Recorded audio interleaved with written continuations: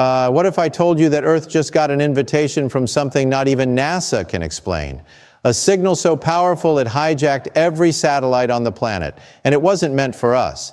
Stay tuned, because what happens next will change how you see the universe forever. At 3:47 in the morning, the quiet hum of our planet's night sky was shattered by an energy pulse of impossible magnitude. Around the world, radio telescopes began picking up something no one had ever heard before. A transmission so powerful it drowned out the cosmic background itself, overriding the natural static of the stars. But this wasn't just random interference or a lost signal from deep space. It carried structure. It carried intention. You know, if you're captivated by the mystery of 3D Atlas and want to see more mind-bending cosmic stories, smash that like button and let the universe know you are watching. Every click helps keep the search for the unknown alive. You know what these instruments detected came from an object humanity thought it understood? 3I Atlas, the mysterious interstellar visitor once believed to be observing and managing Earth. But tonight its purpose changed. It wasn't managing anymore. It was broadcasting across every band of the electromagnetic spectrum. Oh, intended within those transmissions were coordinates not of Earth, but of destinations scattered across the galaxy. Invitation protocols, detailed planetary specifications, and deep space telemetry were all embedded in the stream. Every bit of data pointed to one chilling conclusion. 3IA Atlas was calling something or someone out there, and the scale of its energy output defied everything our science could explain. The signal strength dwarfed the most powerful transmitters ever built by human hands. It was as if the entire planet had been turned into a relay beacon, sending a message across the stars. You know, but what kind of message, and to whom? Because this wasn't a simple call for communication. It was a summon, a beacon, announcing that Earth had completed its preparation phase, that it was ready for what 3 Atlas called Phase 2. No. And when scientists decoded the final portion of the transmission, a single phrase repeated through the data stream, a sequence that translated to, the network is complete, begin convergence, whatever this meant. One thing became terrifyingly clear. 3 Atlas wasn't alone anymore. It had just invited the universe to come here.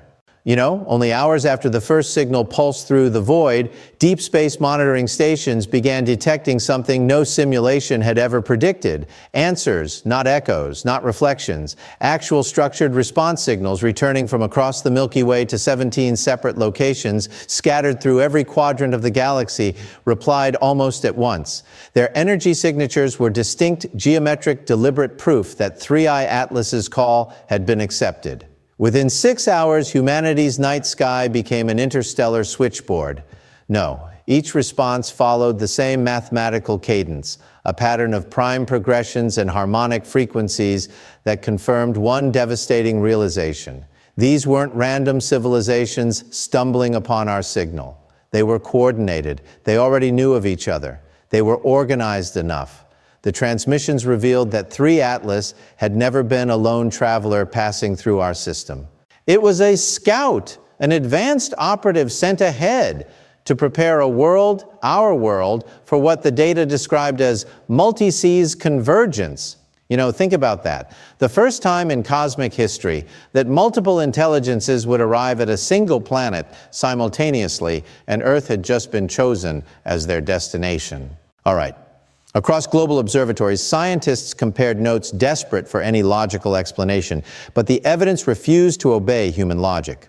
The signals carried orbital approach vectors, atmospheric compatibility tables, and something labeled Arrival Synchronization Protocol 73 days. That was the interval calculated from the transmissions, a countdown to the beginning of convergence, And with every passing minute, the background hum of Earth's own communications network began to change. Radio towers, satellites, and fiber optic systems started resonating at frequencies they were never designed to handle. Our technology was no longer ours.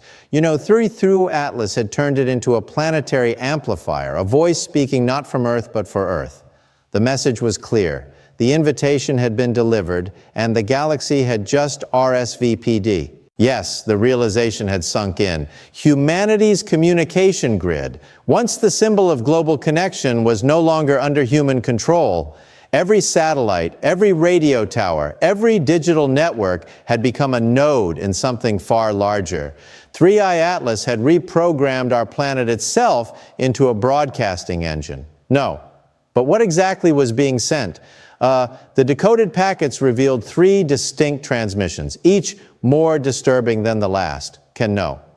The first contained planetary resource inventories, a precise ledger of Earth's mineral deposits, energy reserves, and atmospheric stability indexes. It was a galactic catalog entry advertising our world's physical assets to whoever was listening. The second was a biological survey, a complete map of human population genetic diversity, and something labeled compliance potential. Entire nations reduced to statistical readouts as if humanity had already been assessed for management, And the third, technological infrastructure reports, detailed overviews showing which human systems had been successfully converted to cosmic management protocols. The data even listed dates, regions, and system efficiency scores. Every line of code carried the same eerie assurance: planetary optimization, 98% complete. Then came the final upload, an attachment that shattered every illusion of safety. It wasn't data this time. It was a schedule, arrival coordination dates, orbital approach vectors, and surface landing zones mapped precisely across every continent. No, each zone was tagged with a sigil representing a different incoming civilization, right? We weren't being contacted anymore. We were being divided, allocated, prepared. The realization spread quickly through the scientific community.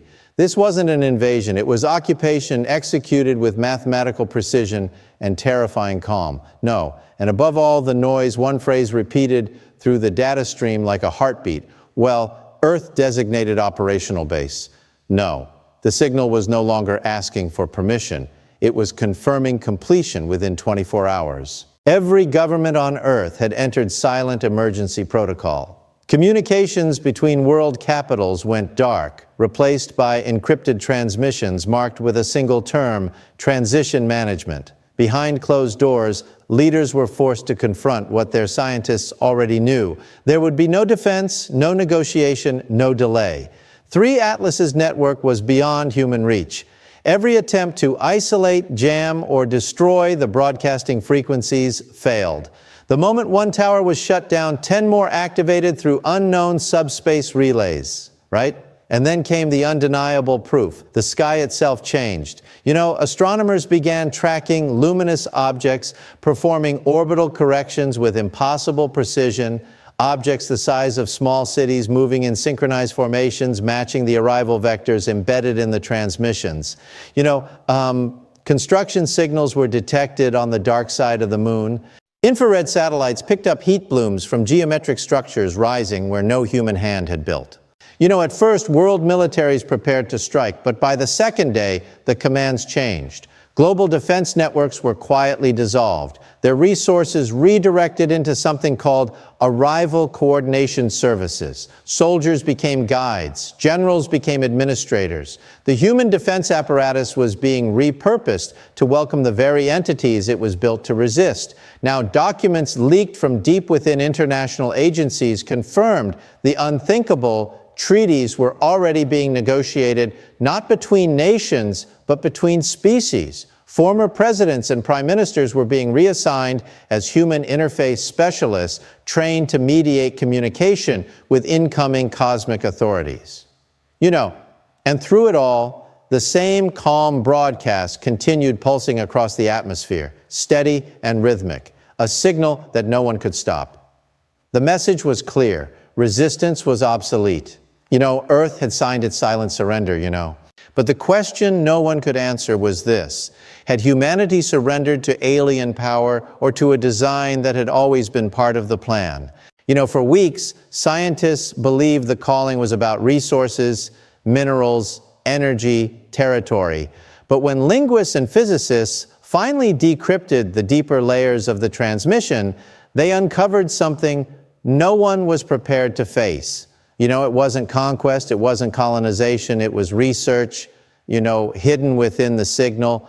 were references to a project older than recorded history, something called the Consciousness Development Initiative. The decoded fragments described Earth not as a planet, but as a laboratory. Humanity wasn't chosen for what it could mine or build. It was chosen for what it could feel. You know, according to 3 Atlas, human consciousness is rare. A blend of creativity, emotion, and self-awareness, almost non-existent in the galaxy. To the civilizations that answered the call, these qualities are priceless. They have come not to destroy humanity, but to study and evolve it. You know, each of the 17 civilizations specializes in a different branch of consciousness research, emotional resonance, creative synthesis, cooperative cognition, and something simply labeled transcendence acceleration. The transmissions call this a multi-ES research convergence. And Earth is the central testing ground. You know what this means is staggering. Our species isn't facing extermination. We're facing transformation. The arriving beings plan to guide human awareness beyond its biological and psychological limits, reshaping it into forms capable of participating in galactic consciousness itself. They see individuality not as identity, but as a developmental state, a kind of cosmic childhood waiting to be surpassed. You know, 3i Atlas wasn't a visitor at all. Was a teacher, a scout preparing its classroom, you know. But in every evolutionary leap, there's a cost. What happens to humanity when its consciousness is no longer human? The final message from the decoded layer carried no threat, no warning, only an invitation repeated endlessly through the signals pulse, transcend, evolve, become, 73 days. That was the timeline encoded in the final broadcast. Not for invasion, not for domination, but for transition. Every hour since the call, subtle changes have begun to ripple through the plan. The planet shifts too precise to be random. Magnetic fields fluctuating in rhythmic pulses, oceanic plankton emitting synchronized light patterns, even human brainwave activity showing resonance spikes matching the transmission frequencies. 3i Atlas's influence is no longer confined to the sky. It's inside the atmosphere, the biosphere, and the mind. Psychologists and neurologists across the world report the same phenomenon. Spontaneous flashes of insight, shared dreams, coordinated emotional surges between people separated by oceans. It's as if the architecture of human consciousness itself is being retuned, gently aligned with something vast and unfamiliar.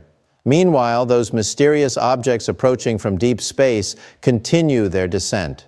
Their paths converge on the landing coordinates specified weeks ago. Some will settle in orbit, others on Earth's surface, and a few beneath the oceans, each adapted for species whose needs make human biology look primitive, right? But here's the revelation that changes everything. The transmissions describe humanity not as a subject, but as a participant. The calling is a recruitment, not a conquest. We're being invited to join the largest consciousness research project in cosmic history.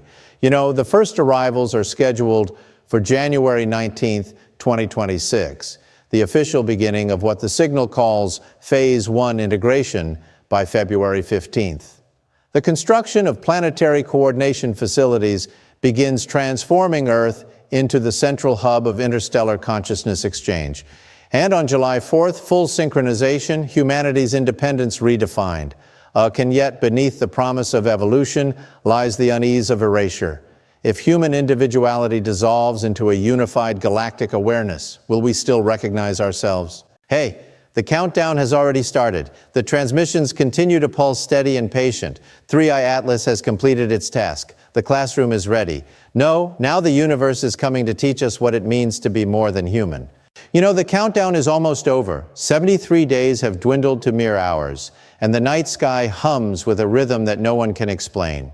Across continents, instruments are failing, not from overload, but from synchronization. The signal from 3i Atlas has merged with Earth itself. Every frequency, every digital pulse, every neural oscillation now beats in perfect unison with the incoming wave. Astronomers no longer speak of stars as distant lights. They speak of approach vectors, dozens of luminous objects, each one a vessel, a city, or something beyond comprehension are now visible to the naked eye. They're not coming toward us anymore. They're aligning, holding position, as if waiting for permission to begin. You. And at the heart of that silence, a new signal emerges, not from space, but from within human consciousness itself. People around the world report hearing the same whisper, not in their ears, but in their thoughts. We are here, you are ready. Governments have stopped issuing updates. Militaries have gone silent. The entire species is listening, suspended between fear and awe. In the final decoded layer of the transmission, scientists discover a phrase that reframes everything we thought we knew about the calling. It reads, "Evolution is not conquest, it is remembrance." The arriving civilizations aren't introducing something foreign. They're activating something ancient, something buried within the structure of human awareness since the dawn of time. The message suggests humanity was never isolated at all, only asleep, waiting for a frequency strong enough to wake it. As the first cosmic lights breach the atmosphere, the world feels it not in the ground, but in the mind. Time slows, space folds. Every thought, every heartbeat, every memory connects. Humanity becomes a single consciousness stretching across the planet, reaching upward to meet the beings descending from the stars, And in that moment, the words of 3 Atlas echo one last time across every transmitter, every neural frequency, every soul, Welcome to phase 2. The universe is now within you. Hey, don't stop here. The universe is full of secrets waiting to be uncovered. Click on the next video and join us as we explore even more astonishing mysteries from the farthest reaches of the cosmos. As the final echoes of that transmission settled into the very bedrock of our planet, the reality of our new existence began to take hold. It wasn't just a signal anymore. It was an atmosphere. People everywhere, from the densest urban centers to the most remote mountain villages, felt a shift in the very air they breathed. The silence that followed the initial announcement of Phase 2 wasn't empty. It was heavy, expectant, and charged with a static charge that made the hair on your arm stand up. It was as if the Earth itself had held its breath for millennia and was finally, slowly exhaling. Scientists, many of whom had spent their lives debunking the supernatural, found themselves staring at data that simply didn't belong in a textbook. They watched as the laws of classical physics seemed to bend just slightly to accommodate the arrival of the 17 civilizations. The objects that settled in our oceans didn't just sink, they integrated. Deep-sea sensors reported that the water temperature around these massive structures stabilized at a precise, unwavering level, creating artificial currents that began to heal the dying coral reefs nearby. It was a secondary effect, a byproduct of their sheer presence, but it sent a clear message. Their technology didn't fight nature, it harmonized with it. Meanwhile, the city-sized vessels in our orbit began to act as a secondary atmosphere, filtering cosmic radiation and stabilizing the thinning ozone layer. It was a gift we hadn't asked for, a gesture of management that felt more like a planetary restoration project. But even as the environment flourished, the human psyche remained on a knife edge. We were being saved, yes, but we were also being changed. I know the question of identity became the central theme of every conversation.